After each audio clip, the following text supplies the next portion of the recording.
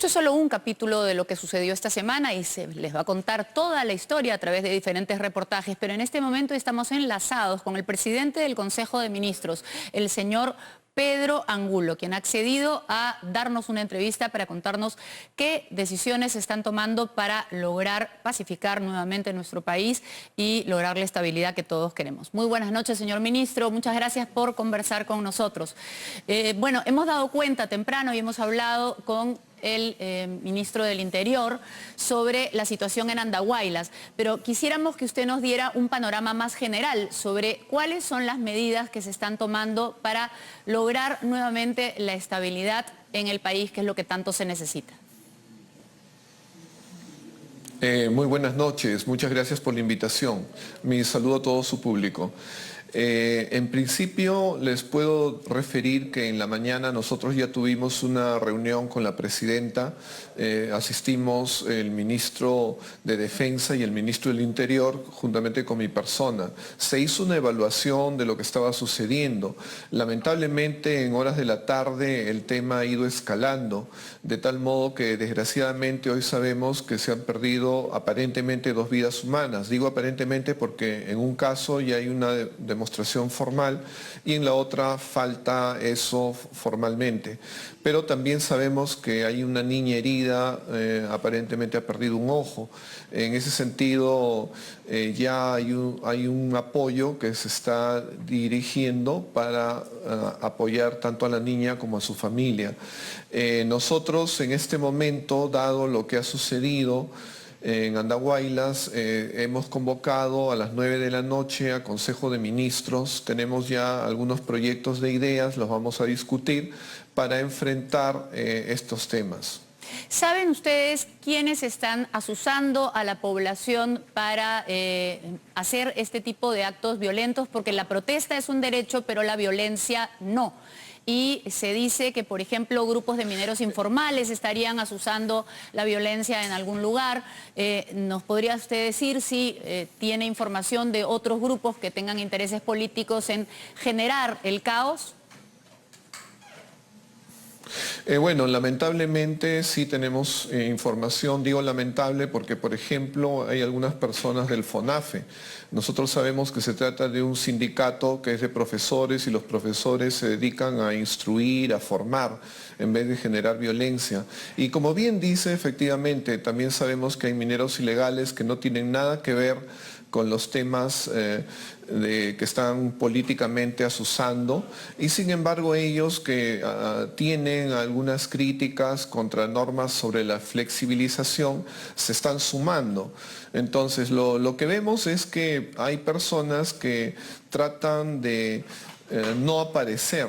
¿Qué es lo que sucede en conflictos de este tipo? Se conoce quiénes son los líderes, se les identifica y por lo tanto también se generan diálogos con ellos, pero en estos casos los líderes están escondiéndose, no enfrentan, mandan a las personas y ellos eluden.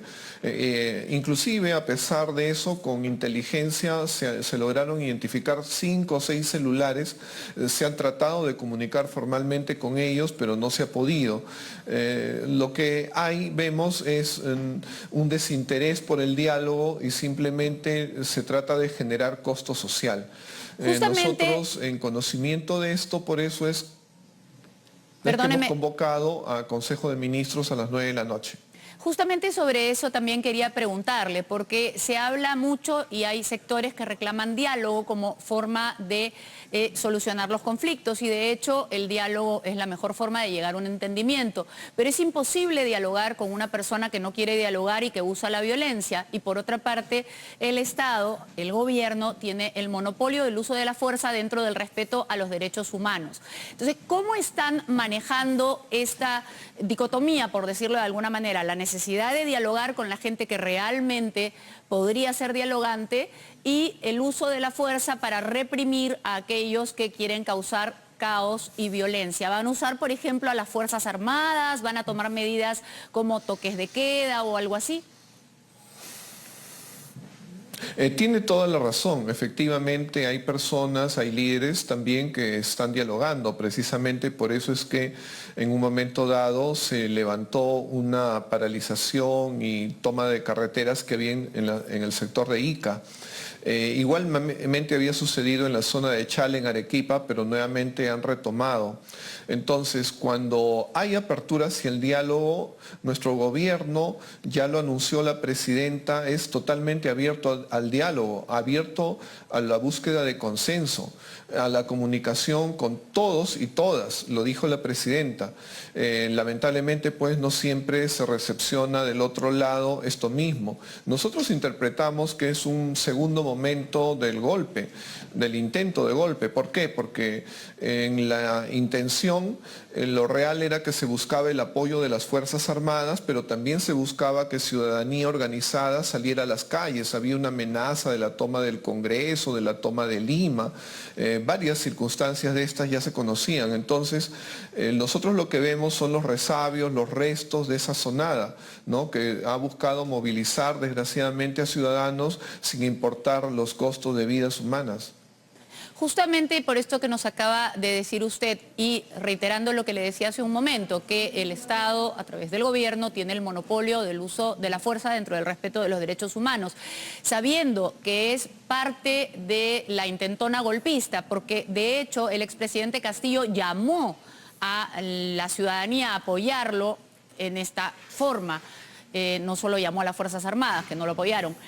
¿Van a ustedes decretar un estado de emergencia? ¿Van a usar a las Fuerzas Armadas para recuperar el orden en los lugares donde se está perdiendo? Efectivamente, como usted bien dice, no solamente el presidente Castillo, sino en muchas reuniones de gabinetes en las regiones escuchamos también al doctor Aníbal Torres. Y en Lima también dijo que si ustedes cada uno trajeran a 50 personas más, podemos tomar el Congreso o algo parecido. Entonces, nosotros en la mañana tuvimos una reunión con la presidenta. Hablo también del ministro del Interior y del ministro de Defensa. Y se evaluó lo que estaba sucediendo. La presidenta nos dio la directiva siguiente: respeto a los derechos humanos, que la policía implante el orden, pero que no utilicen armas letales, que no se vayan a perder vidas humanas. El principio de autoridad se mantiene, pero no a costo de vidas humanas. Eso hay que respetar. Entonces, nosotros hemos convocado a las 9 de la noche al Consejo de Ministros porque efectivamente una de las posibilidades es la declaración de emergencia, pero muy situacional, solamente en los lugares donde eso sea necesario. En realidad diríamos que hay Fuerzas Armadas en algunas zonas que están en apoyo de la policía. Ya eso existe. Lo real es que su intervención no se ha dado, sino que la primera línea está con la Policía Nacional. Pero todo eso lo vamos a evaluar ahora a las 9 de la noche. Uno de los reclamos que se ha escuchado en Andahuaylas, pero en el cual coinciden algunas personas que no son violentas ni ejercen la violencia, es en la necesidad de un adelanto de elecciones. En su juramentación, la señora Boluarte dijo que su intención era, y es lo que el derecho manda también en principio, salvo que cometiera actos como los del presidente Castillo, que ella planeaba quedarse hasta el año 2026, pero frente a los distintos sectores que reclaman un adelanto de elecciones, ¿ustedes estarían dispuestos a escuchar y a plantear una posibilidad de, por ejemplo, hacer un tránsito, reformas políticas, llegar a discutir un adelanto de elecciones más adelante? No como una respuesta a la violencia, ni una cesión a la violencia, sino como una solución política a mediano plazo. Usted lo ha dicho muy bien, efectivamente, no se trata de ceder a la violencia, incentivar a que ésta crezca porque el gobierno retrocede. El gobierno no va a ser colocado contra la pared. Eso está muy claro. Lo real es que sí sabemos que existen dos proyectos de adelanto de elecciones. Uno me parece que es debido a la doctora Susel Paredes, congresista de la República. Es un tema que fundamentalmente está en manos del Congreso.